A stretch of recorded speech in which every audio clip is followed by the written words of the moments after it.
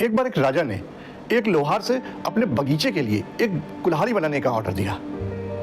और जब उसने कुल्हाड़ी बनाई तो कुल्हाड़ी बहुत ही शानदार और बहुत खूबसूरत, मजबूत, टिकाऊ, देखने में बहुत अच्छी बनाई उसने। राजा देखकर बहुत खुश हुआ और राजा ने क्या करा, उसको उपहार स्वरूप एक चंदन का बगीचा, एक बगीचा जिसमें सिर्फ चंदन के पेड़ लगे थे, पूरा का पूरा बगीचा उसको उपहार में दे दिया।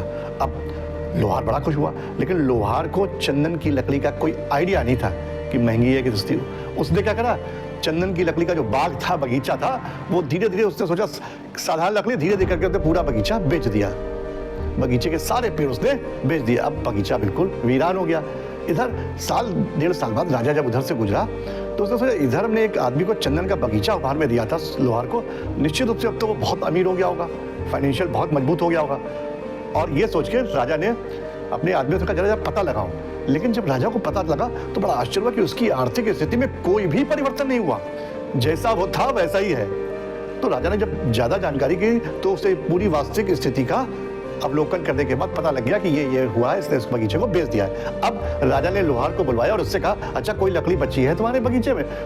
थोड़ी बहुत, एक दो टुकड़े बचे हैं। तो लोहार लेके आए, बोला हाँ ये 2 टुकड़े बचे हैं। राजा ने वो लकड़ी ली और उससे कहा, ऐसा करो, तुम, मैं बता रहा हूँ, एक चंदन का व्यापारी है, तुम उसके पास जाके इसको बेचो जाके ये टुकड़ा।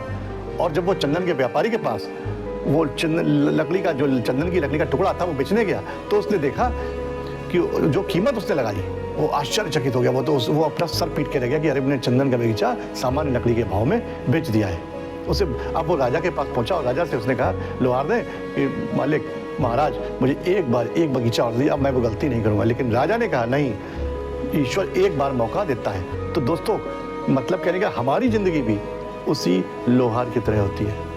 ईश्वर ने हमें मानव रूपी जीवन दिया है अच्छे कर्म करने के लिए, लेकिन हमें इसका अंदाजा तब होता है, ऐसा तब महसूस होता है जब हम अपनी अंतिम सांसें गिन रहे होते हैं। तब हमें लगता है काश थोड़ा समय हमारे पास और हो जाए और हमें थोड़ा समय मिल जाए, लेकिन हमें और समय नहीं मिलता। तो जो ईश्वर ने हमें जीवन दिया उसकी वैल्यू पहचानिए और अच्छे कर्म करिए। बहुत छोटा सा वीडियो, अच्छा लगा तो उसको लाइक करिएगा और अपने दोस्तों में शेयर करिएगा। Thanks for watching Anup Tiwari motivation.